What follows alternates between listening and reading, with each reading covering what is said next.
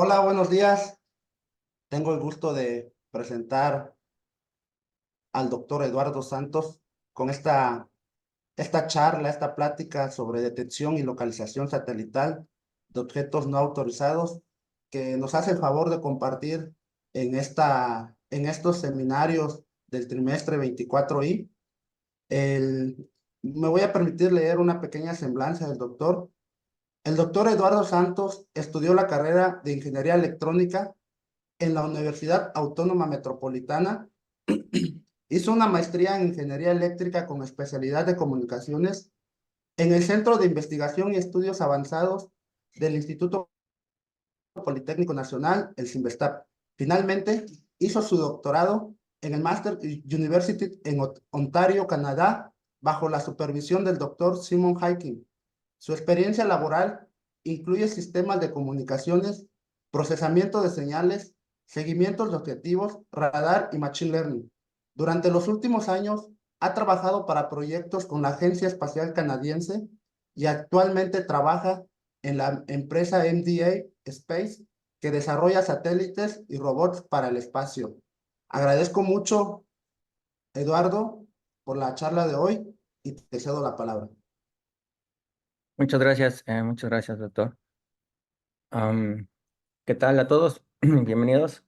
Este, pues les quería dar una pequeña plática de uno de los proyectos que he podido trabajar. En este proyecto trabajé hace un par de años, antes de hacer mi último cambio de empresa, y me parece que es uno de los proyectos más interesantes que he podido participar. Y bueno, pues, qué mejor que contarles a estudiantes de la UAM, que es, donde yo estudié, sobre este proyecto y el tipo de cosas y tipo de proyectos que ustedes podrían, trabajar en algún momento. Entonces, vamos a vamos a empezar. Em, Como dijo, el doctor Vázquez, yo estudié en la UAM Iztapalapa. em Estudié ingeniería electrónica hace algunos años y, después de ahí, estudié una maestría en ingeniería eléctrica en el CINVESTAP. Em, Cuando acabé la maestría, eh, estuve trabajando un tiempo. Trabajé para una empresa de comunicaciones que se llama Huawei, la empresa que hace los teléfonos. Estuve trabajando un tiempo, para esa empresa, cuando estaban poniendo la red 4G en México. Yo trabajé dando capacitación para algunos ingenieros de cómo funcionaba la tecnología 4G en aquel momento. Después de un tiempo de trabajar ahí, decidí continuar mis estudios y tuve la fortuna. Sí, después de ahí, tuve la oportunidad de hacer un doctorado en McMaster University. Es una universidad canadiense que se encuentra en Ontario, y tuve la fortuna de trabajar con el grupo de el profesor Simon Hiking. Entonces, aquí puse una foto del grupo de trabajo. Era un grupo pequeño y con algunos de sus estudiantes. Y que está atrás en la foto es el edificio, y en el centro, pueden ver es el doctor Hiking, una persona muy conocida por sus libros en comunicaciones, filtraje adaptivo. También tiene un libro muy famoso en Machine Learning, y creo que una de sus principales contribuciones ha sido un paper que se llama Cognitive Radio. No sé si han escuchado hablar de Cognitive Radio, pero fue un tema que estuvo muy en moda un tiempo, y ese paper ha sido citado más de como 15,000 veces. Entonces, bueno, un gran privilegio para mí poder estudiar ahí con ese doctor. Y bueno, después de estudiar el doctorado, estuve trabajando en algunas empresas aquí en Canadá, hasta que finalmente, hace un par de años casi, em, entré a trabajar en una empresa que se llama MDA Space, que es donde actualmente trabajo.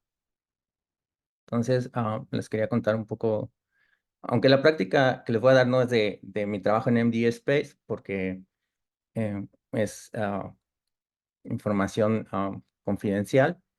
En la práctica que les voy a dar es sobre otro proyecto que también trabajé en otra de las empresas anteriores, y también me parece que es un proyecto que creo que les va a parecer interesante. Entonces, este es em, en lo que trabajo actualmente. No sé si ustedes estén familiarizados con la Estación Espacial Internacional, pero la estación es pues un sistema que recibe viajeros constantemente, y van y se quedan en la estación durante algunas semanas o meses y hacen experimentos y hacen cosas de investigación en el espacio. Y esta se encuentra del lado izquierdo, en la foto del lado izquierdo. Y la Estación Espacial Internacional es una colaboración entre Estados Unidos, em, Europa, Japón, Rusia y Canadá. Entonces, bueno, pues hay mucha gente de todo el mundo trabajando en la estación. Y en la parte canadiense, lo que trabajamos es una cosa que llamamos el Canadarm2, que está en la parte de la foto derecha. Entonces, en la foto derecha pueden ver ese brazo mecánico. Ese brazo mecánico fue desarrollado en Canadá y se encarga de casi todas las operaciones que hay en la estación. El propósito es, por ejemplo, cuando van pasajeros a la estación, pues, se usa este brazo mecánico para recibir las cápsulas con los pasajeros, o hay veces que se envían partes que se quieren actualizar, también es ese brazo mecánico. Y básicamente la funcionalidad de ese brazo mecánico, que aquí no lo puse, pero es como de unos 15, 16 metros de largo, es hacer operaciones sin que tengan los astronautas la necesidad de salir al espacio y pues arriesgarse más. Entonces, bueno, pues actualmente ese es en lo que trabajo. Y como se imaginarán, pues em, se tienen que hacer muchos análisis para garantizar el funcionamiento de ese brazo robótico, porque pues es de alto riesgo, ¿verdad? Entonces, eh, lo que buscamos nosotros siempre es garantizar que sea estable y que tenga un comportamiento que podamos predecir y que haga las operaciones que queremos hacer. Ujú. Entonces, pues normalmente lo que hacemos en la empresa es, antes de que haya una misión, hacemos un preanálisis de la misión, nos dicen qué quieren hacer y nosotros nos encargamos de buscar y de simular y de evaluar lo que quieren hacer para garantizar que el funcionamiento va a ser correcto. Además, cuando hacen la operación, también estamos dando soporte en tiempo real, y después de la operación hacemos otro análisis para ver que todo funcionó bien y que todo está de acuerdo a lo que esperábamos. Y si no funcionó bien, tenemos que investigar las causas, resolverlas, actualizar software, actualizar cosas y volver a hacer pruebas para garantizar que funcione muy bien. Creo que es uno de los proyectos más interesantes que he podido trabajar. Y bueno, no sé si sabían, pero la estación está a 400 kilómetros de distancia de la Tierra. Solo para dar un contexto. Ok, bueno, pues eso es un poco de mi background, experiencia que he tenido. Y ahora vamos a ir más con la práctica de hoy, que es la detección de objetos no autorizados vía satélite. Entonces, esto que les voy a presentar fue una propuesta de proyecto que hicimos entre varias empresas a la Agencia Espacial Canadiense. Ujú. Este, como les voy a explicar a continuación, hay muchas cosas que están relacionadas en distintas áreas de ingeniería y bueno, este proyecto de detección es una combinación de muchas cosas, ¿no? Aunque nosotros separamos las ingenierías y decimos aquí es ingeniería eléctrica, aquí ingeniería mecánica y aquí comunicaciones y aquí esto realmente, cuando se hacen proyectos grandes, hay muchas cosas que se intervienen. ¿Mm? Entonces, este es uno de los casos. Y bueno, aquí puse conceptos básicos porque eh, antes de explicar cómo es la localización satelital, yo quería comprobar que hay estos conocimientos. Bueno, no comprobar o por lo menos mencionarlos primero que nada. Ujú. Entonces, primero que nada es la localización satelital utilizando el sistema GPS, ¿verdad? Entonces, pues GPS es algo que utilizamos, pues yo creo que muy seguido, casi todos. Nuestros celulares tienen GPS. Entonces, pues yo creo que como ingenieros es importante que tengamos un entendimiento de lo que es el sistema de localización. Entonces, pues, ¿qué pasa con el sistema de GPS? Es que tenemos 32 satélites que están alrededor de la Tierra, están dando vueltas y nosotros tenemos en el celular la capacidad de leer las señales que estos satélites transmiten. Ujú. Entonces, la forma en que vamos a localizarnos o vamos a saber nuestra ubicación es leyendo las señales de estos satélites y viendo cuánto tiempo tardan en llegar del satélite a mi posición en la señal. Ujú. Entonces, ellos transmiten esta señal con, bueno, estas características, transmiten una señal y luego mi celular la recibe y mide cuánto tiempo tardó en llegar esa señal. Ujú. Entonces, en base a ese tiempo que tardó en llegar, yo voy a poder determinar mi posición. Ujú. Y bueno, aquí en la presentación, como menciono, se necesitan 4 satélites por ubicación para poder tener una ubicación satelital. Y pues la pregunta es, primero sería, ¿por qué 4 satélites, verdad? Entonces, bueno, pues la respuesta es porque cuando yo quiero dar mi ubicación, necesito saber latitud, longitud y amplitud, ¿verdad? Entonces, pues ahí tengo 3, para empezar, tengo 3 valores que no sé y que necesito poder calcular, ¿no? Entonces, este, pues con cada satélite puedo probablemente obtener una variable, pero con un solo satélite sería muy difícil, ¿no? Y entonces necesito al menos 3 satélites y otro satélite extra se usa para una mejor sincronización. Ujú. Debido a que estamos midiendo los tiempos eh, de los que tardan en llegar una señal, es muy importante tener una sincronización lo más precisa posible. ¿Ok?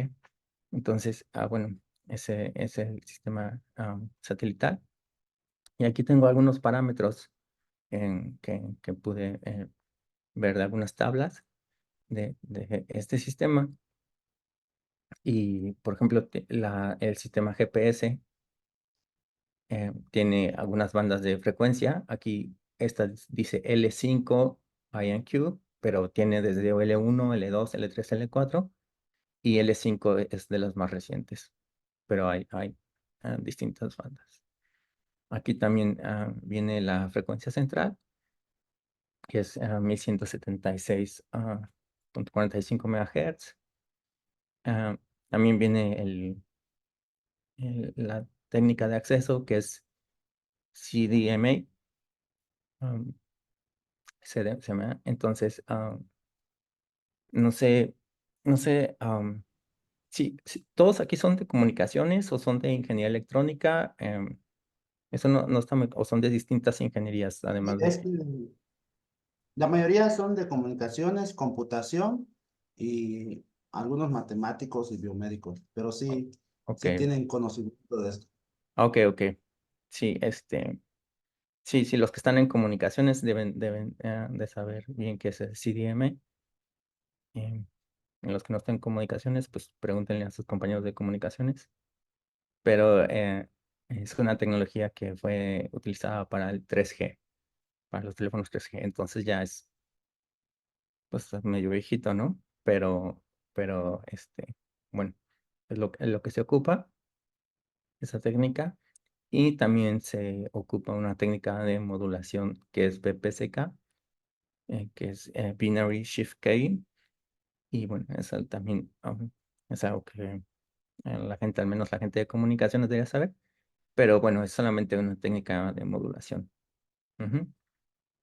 Además, aquí en la tabla vemos otras cosas como la frecuencia de código, y vemos que también hay una señal de data y una señal piloto. Ujú. Entonces, pues la señal de datos es donde transmitimos la información, y la señal piloto, pues normalmente se ocupa para sincronización. Ujú. Y bueno, aquí hay otros valores. No me quiero tardar demasiado en esta tabla, pero también hay eh, un mínimo de potencia de señal que se necesita para poder recibir la señal, ¿no? Que aquí está de menos 157.9 dB watts. ¿Ok? Entonces, bueno, este es importante porque, independientemente de la plática de hoy, es algo que utilizamos a diario, y nos es muy útil a todos, y sobre todo a mí, que me pierdo fácilmente y puedo poner en mi coche cómo llegar a cualquier lado, ¿no? Entonces, bueno, este es una de las cosas que son importantes saber. Bueno, y quiero reiterar, em, lo que es importante para hacer la ubicación en GPS es que nosotros podemos recibir los tiempos, sabe los tiempos que nos llega a tardar una señal cuando se transmite de un satélite a un celular, ¿verdad? Entonces, eso es lo que nos ayuda, y esa es la información que necesitamos para poder tener nuestra ubicación. ¿Ok? Otro de los conceptos que es muy importante es radar. Eh, Ahora cuando estuve haciendo mi doctorado, me di cuenta de la importancia que ponemos en radar en universidades, por ejemplo, de aquí de Canadá. Eh, Radar es todo un mundo, así como en comunicaciones hay muchísimas áreas y muchos métodos de comunicación y muchos métodos de acceso. En radar también hay mucho por desarrollar. También es un área bastante grande. Y bueno, yo creo que en México no desarrollamos tanto radar porque somos un país que no está en guerra constante, y no tenemos como tanto problema de que vaya a haber aviones o misiles que nos lancen al país, pero bueno, es algo que yo desconocía, y no sabía mucho de radar, y resulta que es un área también bastante grande, ¿verdad? Entonces, de lo que único que quería mencionar aquí es que hay muchos tipos de radares. Perdón, hay radar pasivos, bioestático, de pulso Doppler, hay uno que se llama SAR, que es Synthetic Aperture Radar. Hay radares de onda continua, y también hay radares para el clima. Entonces, bueno, pues en mi doctorado yo estuve trabajando mucho con el tema de radar. Fue un tema que afortunadamente era trabajando en McMaster y pude aprender ahí algo de eso. Y bueno, sobre esto, algo que es muy importante del radar es el efecto Doppler. Ujú. Entonces, quería preguntar si ustedes están familiarizados con el efecto Doppler. No sé si alguien me pueden decir si están, si están familiarizados o no realmente. Sí, los alumnos que son del área de comunicaciones, sí, y creo que también algunos de computación. Sí. Ok, ok.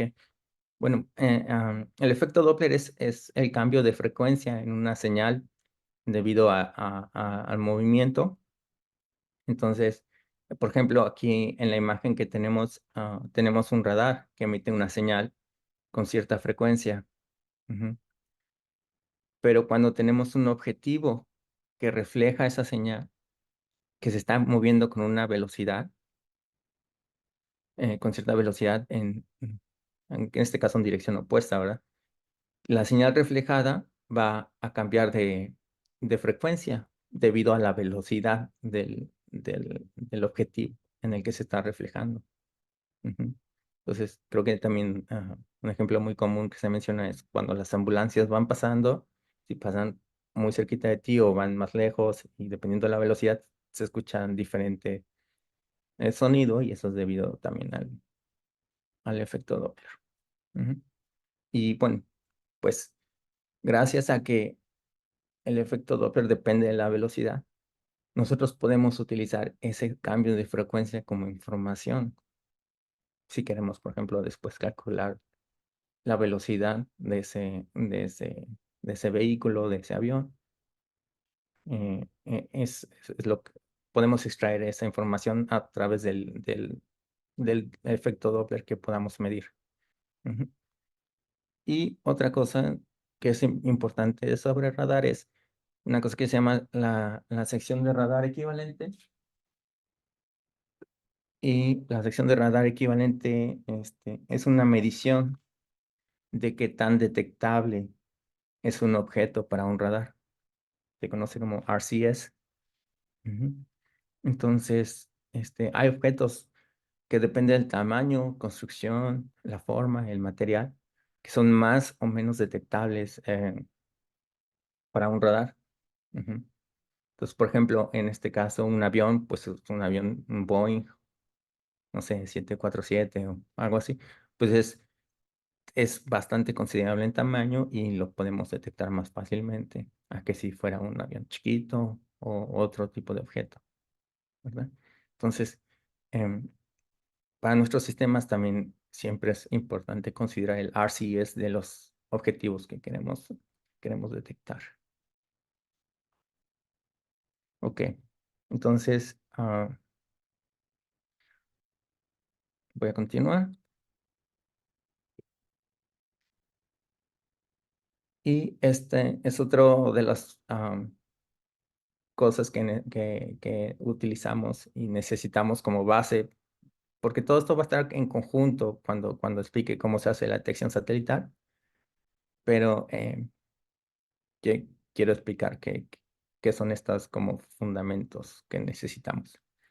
Entonces, AIS es otro sistema, es un sistema de identificación automática para barcos. Este es un sistema que está diseñado para evitar colisiones. Se transmite en las frecuencias de 161.9 MHz y 162. Y usan este sistema de modulación que se conoce como Gaussian Minimum Shift Gain, que bueno, nada más es como dato, no es que sea muy relevante ahorita, pero tiene hasta 74 kilómetros de alcance terrestre y se divide eh, el acceso en una cosa que se llama Self-Organized Time Division Multiple Access, que se puede ver reflejado en la figura que tengo aquí, donde los barcos, todos los barcos, ya sean de carga o pesqueros que son grandes, tienen un sistema automático que localiza su posición GPS y la transmite al aire. Ujú. este sistema es para que los otros barcos sepan dónde están y no vayan a chocar porque los barcos no pueden cambiar tan fácilmente de dirección. Entonces, este sistema que está diseñado para los barcos, nosotros vamos a tomar ventaja de este sistema también en la localización satelital. Y eso lo voy a explicar en un momento, pero es importante saber que este sistema existe y cualquiera lo puede consultar. Hay unas páginas en internet como Marine Traffic, donde uno puede meterse en tiempo real y ver cuántos barcos hay en cualquier parte del mundo reportando esta señal. ¿Ok? Y el otro sistema que es muy similar al AIS se llama ADS-B y es un sistema donde los aviones transmiten su posición GPS. Es un sistema también automático y esta información se colecta por las estaciones de control aéreo. Y tiene estas frecuencias de 978 MHz y 1090 MHz. Y tiene un rango de hasta 450 kilómetros, que es bastante, ¿verdad? Entonces, tenemos un sistema que se llama AIS para barcos y un sistema que se llama ADS-B para los aviones, donde los aviones también están, en teoría, obligados, ¿ok? A transmitir estas señales. Y aquí puse unos ejemplos que tomé de internet. Del lado izquierdo es una muestra de los barcos que están, esto es en la parte norte de Canadá, se llama New Island of Newfoundland Island y Newfoundland a Labrador, y lo que está en blanco es el mar, y esos son pequeños barcos que hay ahí. Bueno, no pequeños, realmente son barcos relativamente grandes. Ajá, que hacen transporte, carga y otras cosas. Y del lado derecho puse uno de una página que se llama Air Traffic Control, algo así, donde me muestran los sistemas DSV y me muestran los aviones que van viajando en esa dirección en algún momento. Entonces, estos son sistemas que se inventaron para evitar colisiones, ¿verdad? Entonces, una vez teniendo todos esos parámetros, podemos desarrollar la vigilancia satelital tomando ventaja de esos sistemas que ya existen, ¿verdad? Entonces, ¿cuáles son los motivos? Las aeronaves y barcos podrían estar transmitiendo información falsa o no transmitir nada de información sobre su ubicación, ¿verdad? Entonces, en teoría todos están obligados a transmitir, pero no porque yo transmita quiere decir que estoy transmitiendo mi posición correcta. Yo podría transmitir información falsa o podría no transmitir nada. Obviamente los sistemas de guerra, los buques de guerra o los aviones militares, pues dudo mucho que estén transmitiendo esa información, ¿verdad? No quieren ser detectados. Otra cosa que puede pasar, y por lo que requerimos la vigilancia satelital, es que los datos pueden ser corrompidos por jamming, que es interferencia, básicamente, que se hace a propósito para que la gente no pueda acceder a esos datos. Además, por ejemplo, además de estos sistemas, por ejemplo, si tenemos radares en algunas partes, en algunas fronteras, pues cómo unir los sistemas, ah, la información que obtenemos por radares con la información de AIS, con la información de ADS-B, no es sencillo, entonces se hace normalmente de forma manual o semiautomática. Y bueno, como decía, pues los aviones o barcos que no emiten, sí, decían, pues no los podemos detectar y no podemos saber si alguien está accediendo a un lugar que no deberían, ¿no? Entonces, ¿qué es lo que se hace? Este proyecto el que hicimos, em, se trata de hacer esta vigilancia satelital, pero lo que estábamos tratando de hacer es hacerlo con microsatellites. Entonces, normalmente cuando uno piensa en satélites, uno piensa que son muy grandes y exageradamente costosos, pero ha habido mucho desarrollo reciente en satélites que sean mucho más pequeños y compactos. Ujú.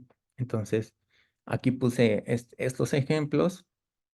Estos son satélites que se desarrollaron en Canadá y entran dentro de la categoría de microsatélites. Entonces, mini satélites van de 100 a 180 kilogramos, microsatélites van de 10 a 100 y ahí están nanosatélites o picosatélites que podrían ser todavía hasta más chiquitos. Ujú. Entonces, estos satélites tienen la ventaja que son mucho menos costosos. Entonces, por ejemplo, si queremos hacer un sistema que requiere varios satélites, pues podemos ahorrar mucho dinero haciendo los más chiquitos y poder enviar varios que tener que enviar varios que sean satélites mucho más grandes. Ujú. Entonces, y normalmente estos dos satélites son como estas cajitas que se ven aquí, con distintas antenas, y con paneles solares. Ujú. Entonces, bueno, pues este proyecto, la idea que trabajamos era hacerla con estos microsatélites. Ok. Entonces, ¿cómo va a funcionar la vigilancia satelital?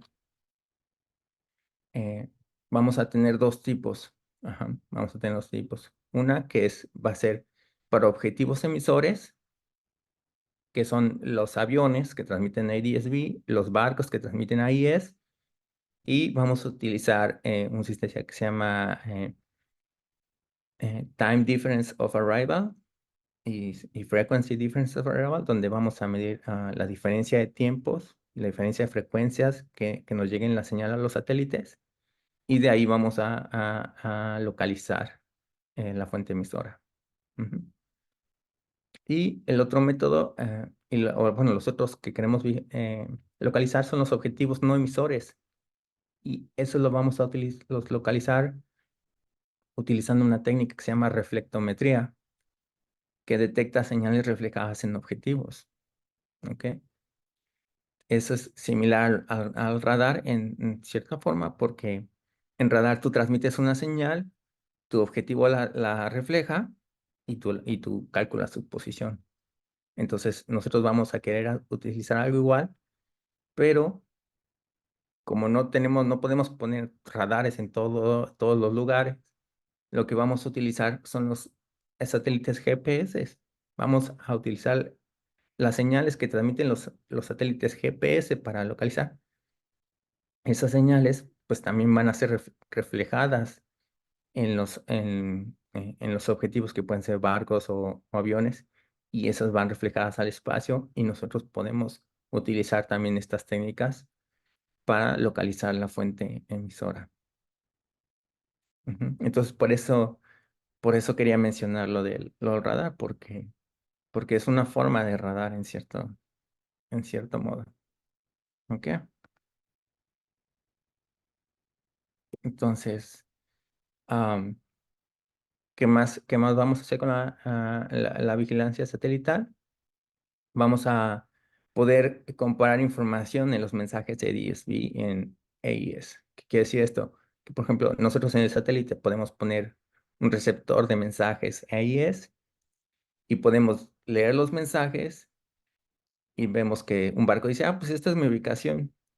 Pero después, utilizando las técnicas de TDOA y FDOA, yo puedo también calcular la ubicación independientemente y saber si me está eh, reportando información falsa. Y de igual modo lo puedo hacer con los aviones. Puedo leer los mensajes de DSB.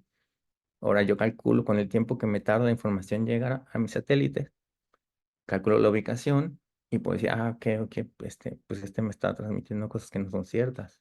Ujú. Y además, en el satélite, pues podemos agregar algunas cámaras.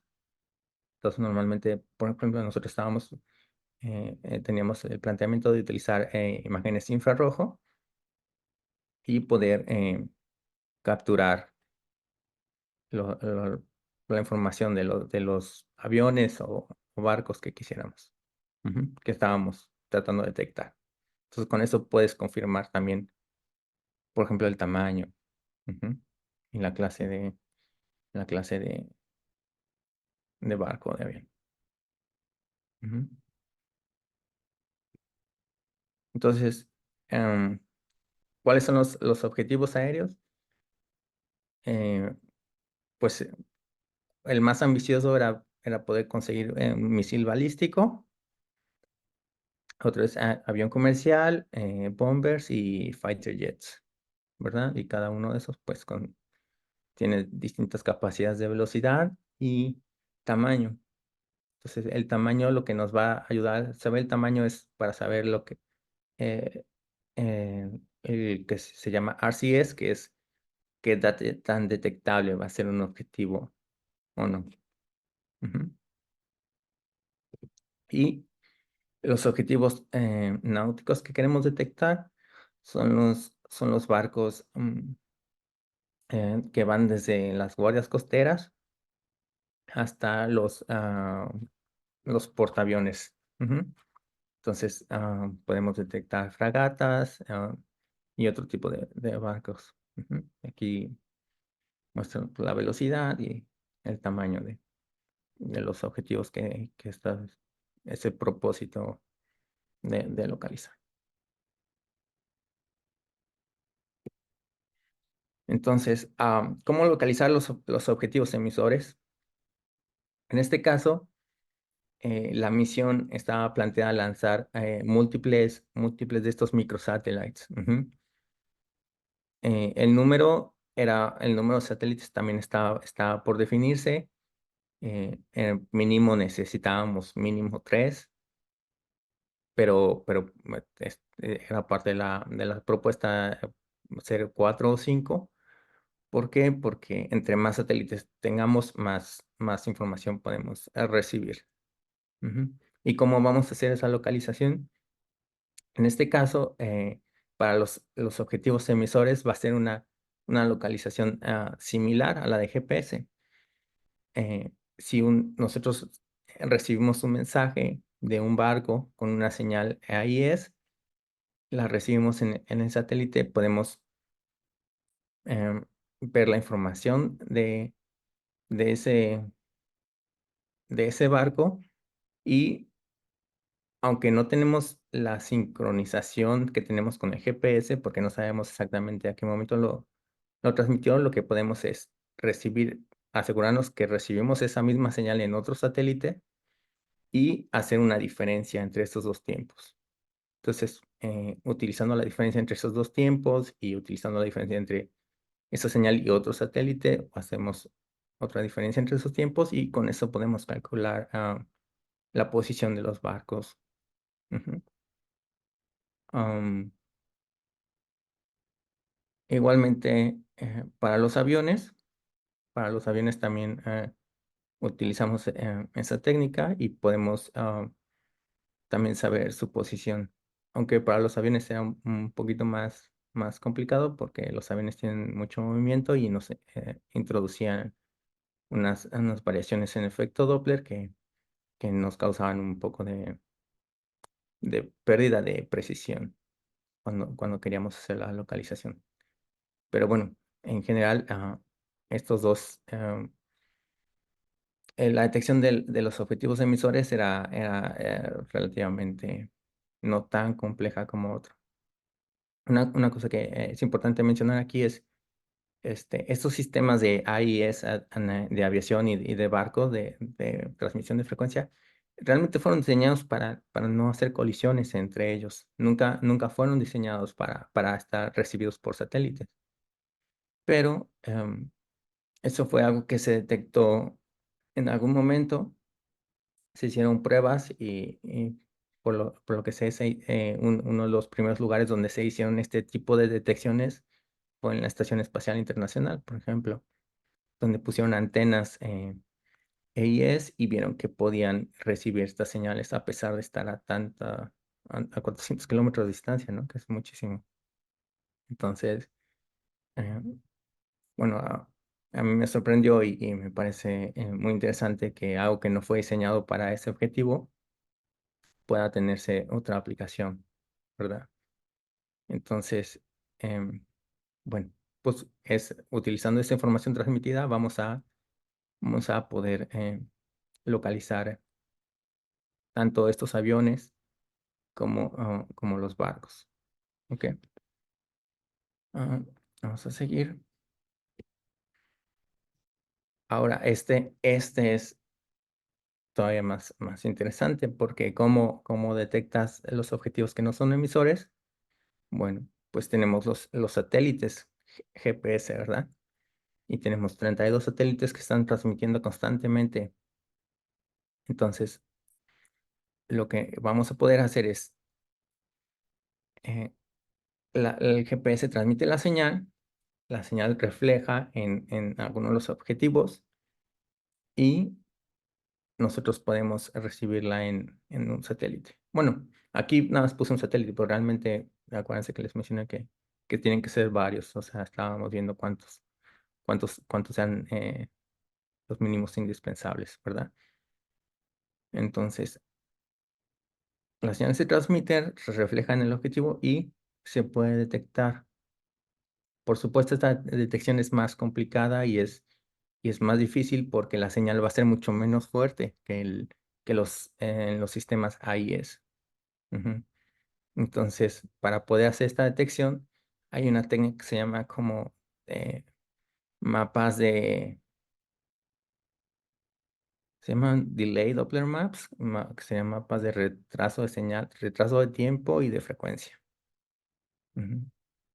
Entonces, bueno, pues esto, por lo personal, a mí también me pareció muy interesante que esto se pueda hacer. ¿Ok? Em, además de todo lo que se ha mencionado, esto es una combinación de radar, con combinación se necesita conocimiento de AIS, conocimiento de DSV, pues necesitamos también una cantidad de antenas grande también en el microsatélite, ¿no? Necesitamos antenas que puedan leer estos mensajes, que puedan leer el AIS, el DSV, que puedan leer la señal reflejada GPS y además que tengan la capacidad de transmitir hacia tierra esta información, porque de nada nos sirve que podamos recibir estas señales, pero ¿cómo la vamos a transmitir, verdad? Entonces, además, de por sí ya es algo complejo hoy, pero hay que agregarle también toda la parte de antenas. Ujú.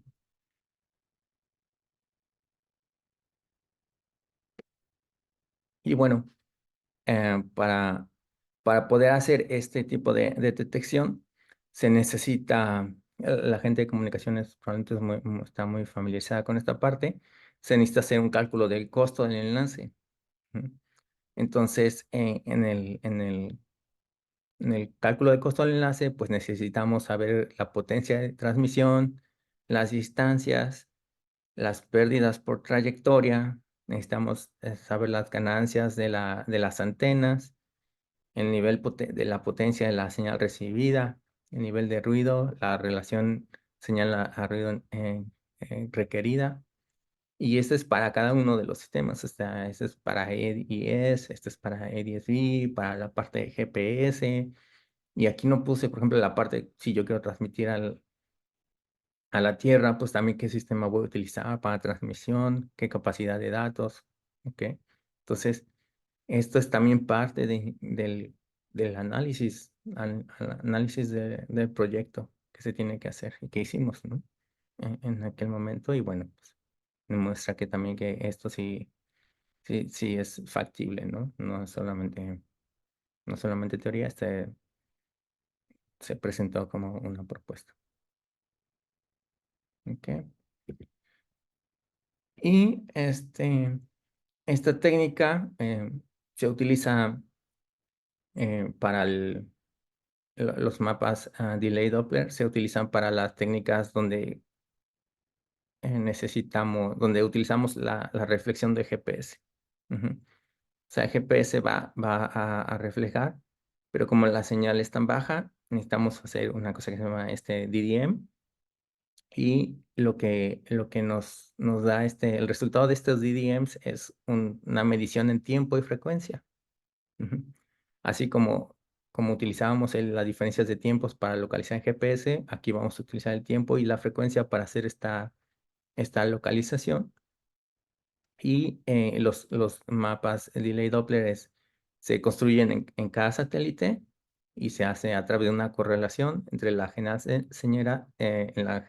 la señal generada dentro del satélite con la señal recibida. Entonces, también eso es una ventaja, ¿no? Si utilizamos GPS, sabemos exactamente qué señal se transmite. Entonces, nosotros podemos correlacionar esa señal con la que recibimos y podemos estimar las variaciones de en tiempo y frecuencia, y eso nos va a dar una medición que podemos utilizar para localizar el objetivo. ¿Ok? Entonces, bueno, pues eso es una de las cosas que necesitamos. Todo esto se puede buscar en la literatura, ¿no? Es conocido. Y bueno, nosotros utilizamos estas técnicas que se llaman no sé por qué fue.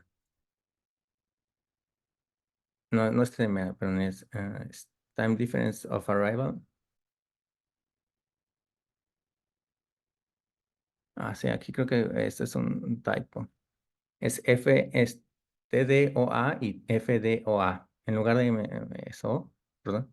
Ahí por eso. Pero bueno, básicamente son propuestas en la literatura de cómo hacer esta ubicación utilizando el tiempo y las diferencias en tiempo y frecuencia que se reciben en cada satélite. Ajá. Para esta conferencia, pues yo esa parte es propietaria de la empresa para la que estuve trabajando, entonces no puedo darles exactamente cuál paper utilizamos y cuál método hicimos, porque es información confidencial, pero bueno, pues nosotros realmente utilizábamos hasta varios métodos. Ujú.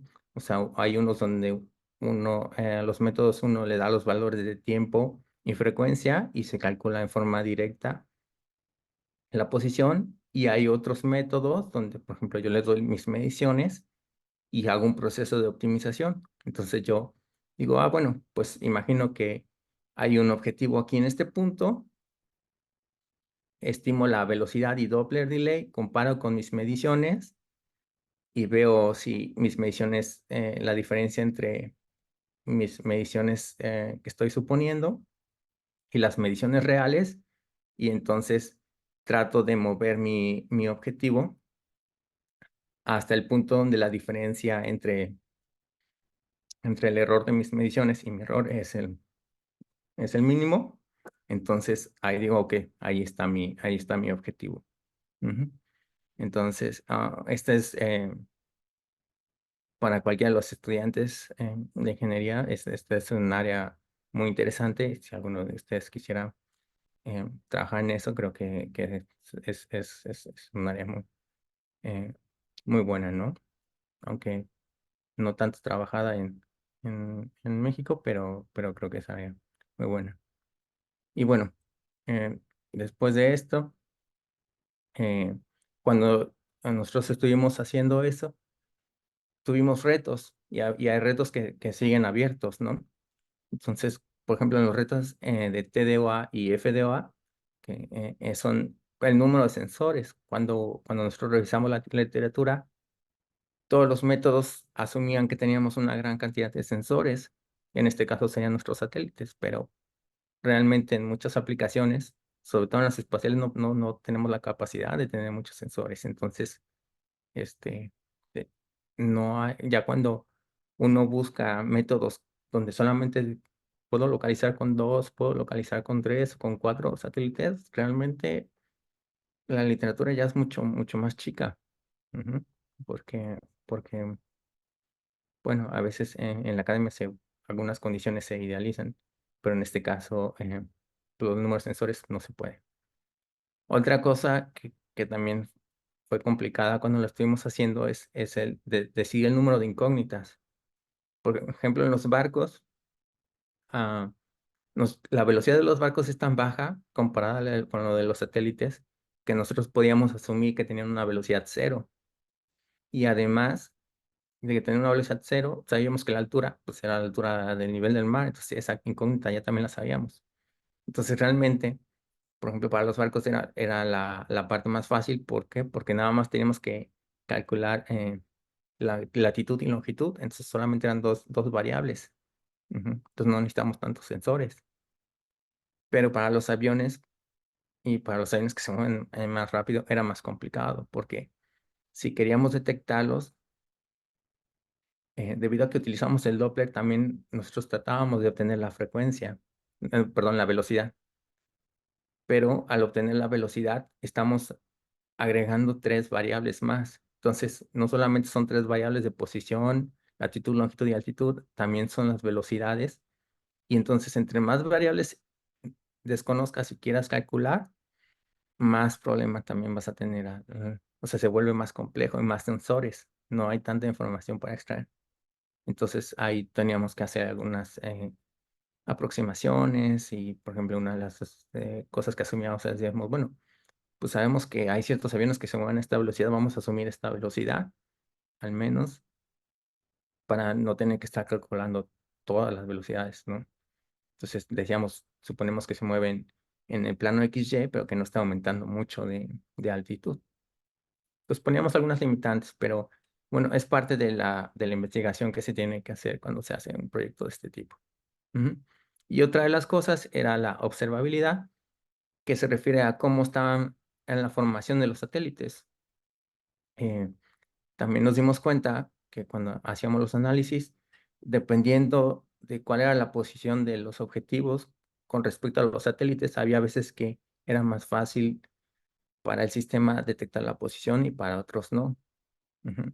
Por ejemplo, aquí en esta diapositiva, si los satélites estaban alineados con la trayectoria del objetivo a medir, era mucho más difícil que ese lado izquierdo. Cuando estaban eh, perpendiculares a la trayectoria de los objetivos que queríamos medir, era mucho más fácil. Entonces, también hay una parte de estudio donde uno tenía que investigar cuál era la mejor formación de estos satélites para poder, y bueno, pues eso también depende del número de satélites que se vayan a utilizar. ¿Ok? Y bueno, para concluir, eh, además de lo que presenté, hay otros aspectos que son complicados, como la fuente de energía limitada, ¿verdad? Entonces, en los microsatélites tenemos células solares, pero esas células solares pues tienen una limitación. Entonces, esa limitación nos va a limitar en otras cosas como la capacidad de computación. No podemos poner computadoras que sean de mucha potencia, o sea, necesitamos tener algo que sea razonable porque no tenemos una fuente de energía ilimitada. También con eso, pues también teníamos que ver qué lenguaje de programación y se iba a utilizar. eh, para los de computación que están aquí, me da gusto decirles que normalmente todo se hacía en C y que C es o C Sharp, pero C sigue siendo muy utilizado y es un lenguaje muy poderoso. Y también se tenía que diseñar un sistema y que tuviera la capacidad de actualizar software. Entonces, eso también era importante, porque si haces todo un diseño y al final ves que algunas, con todo y que se hacen pruebas en tierra para que todo va a funcionar bien, si algo no funciona bien, pues uno necesita poder cambiar y hacer ajustes ya cuando está en el espacio. Y bueno, pues también es importante considerar en el diseño la transmisión de datos a tierra, que es limitada. Entonces necesita uno diseñar los algoritmos de tal forma que no necesite estar transmitiendo demasiada información hacia la tierra, porque los satélites se mueven, dan muchas vueltas a la tierra en un día. Entonces no es fácil tener una comunicación con un ancho de banda muy grande y constante. Ujú. Y bueno, pues la fusión de datos, que es cómo se van a unir los datos de DSV con los de GPS y con todo eso. Y bueno, pues ese creo yo, uno de los proyectos más interesantes que he tenido la oportunidad de trabajar. Y como ustedes ven, es una combinación de muchas áreas, eh, pero al final de cuentas, mm, casi, o la mayoría de los proyectos que se trabajan en la industria son así, es una combinación de muchas áreas, ¿verdad? Y sobre todo en esta parte de la parte del espacial. Bueno, gracias, gracias. Ok, muchas gracias, Eduardo. Eh, me hiciste recordar mucho en mi época de estudiante, todos estos conceptos, desde la licenciatura, la maestría y el doctorado, y verlos ya materializados, ¿no? En un proyecto gigantesco. Muchas Sí. gracias. Vamos a pasar a la sesión de preguntas. No sé si por acá alguien tiene alguna pregunta. Vamos a ver, déjame ver. Ricardo, Miguel, algún estudiante. Antes de que comiencen a preguntar, Eduardo, yo tengo una pregunta, tal vez un poquito antes de pasar a las preguntas técnicas. Aunque sea aprovechando estos medios virtuales, ¿qué se siente tener un acercamiento con tu alma mater? Pues para mí me da mucho gusto. Creo que es algo que les iba a mencionar, es importante para los estudiantes que sepan que están en una excelente universidad. Yo he tenido la oportunidad de conocer gente de McMaster y la verdad es que la UAM está a cualquier nivel de cualquier universidad que he conocido aquí y he conocido las mejores. Entonces, quiero que estén orgullosos de estar en la UAM. Yo conozco mucha gente que estuvo conmigo en la carrera que son muy exitosos. Este, incluso algunos de mis compañeros que estuvo en ingeniería biomédica, sé que está dando clases en Stanford y quiero que realmente estén orgullosos de estar en la UAM. Para mí es un gusto compartir con estudiantes de esa universidad porque pues fue donde me formé y donde me enseñaron toda esta parte de ingeniería. Entonces, no, para mí es un gustazo y siempre que pueda apoyar en algo, lo voy a hacer. Muchas gracias. Por aquí tengo levantada la mano de Ricardo. Ricardo, adelante. Hola, Eduardo, nada más para saludarte, decir que me da mucho gusto estar en contacto contigo, aunque sea por estos medios, y ojalá que no sea la única vez que nos vemos. Me da mucho gusto ver cuál fue el camino que seguiste, y creo que esta es eh, una buena excusa para vincularnos con el departamento, con el posgrado. Y nos encantaría mucho tener otro tipo de cooperación contigo, además o más allá de esta posible interacción con los seminarios. Pues ya sabes que a lo mejor está de más y a lo mejor es un poco cursi decirlo, pero pues en Iztapalapa está tu casa, ¿no? Bienvenido. Gracias. Muchas gracias, Ricardo. No, sí, claro que sí. Un gusto verlos. La verdad es que la UAM para mí tiene un lugar muy especial dentro de mi trayectoria. Y claro que sí, sí, lo que yo, que no sea la última, que sea en el inicio de muchas más cooperaciones. Y no, pues un gusto estar con ustedes, ¿no? Además, Ricardo, creo que él lo dice muy tranquilamente, dice que estudió su doctorado con Simon Hiking, ¿no? Pero lo dice así muy ligero, pero déjeme poner en contexto. El doctor Hiking en el área de las comunicaciones está entre las 5 personalidades más importantes en toda la historia de las comunicaciones, ¿no? Entonces, haber sido parte del grupo de investigación del doctor es creo que un logro muy grande, inclusive para la universidad, ¿no? Tener un estudiante ahí. Yo te felicito, Eduardo, y no sé si Gracias. alguien más tenga alguna otra pregunta. o pasamos ya. Yo sí tengo algunas preguntas técnicas, tal vez con la presentación. En esta parte, cuando mencionas que la técnica de acceso al medio utilizado es CDMA, Ujú. ¿probaron otras o esta es la única que se utiliza o no sé ahí? Nosotros nada más utilizamos esa porque lo que queríamos era replicar la señal dentro del satélite para poder hacer la correlación.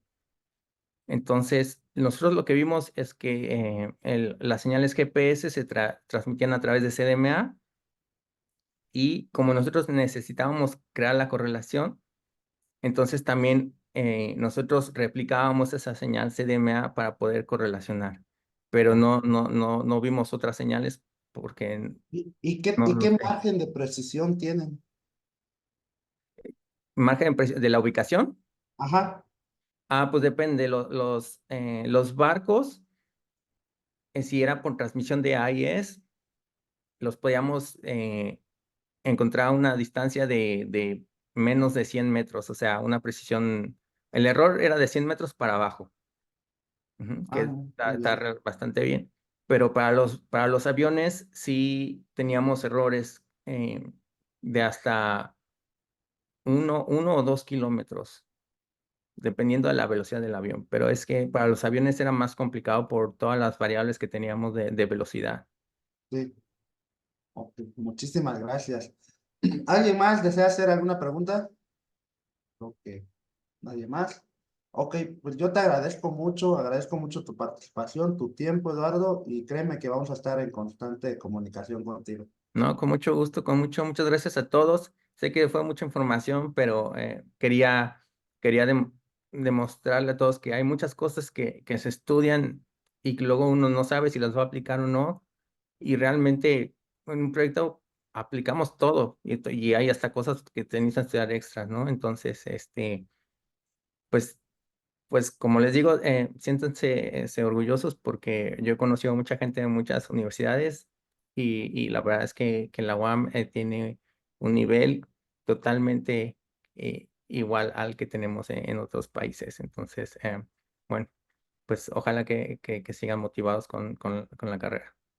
Marcelo, Ricardo, muchas gracias también. Qué gusto verlos y seguimos en comunicación. Gracias.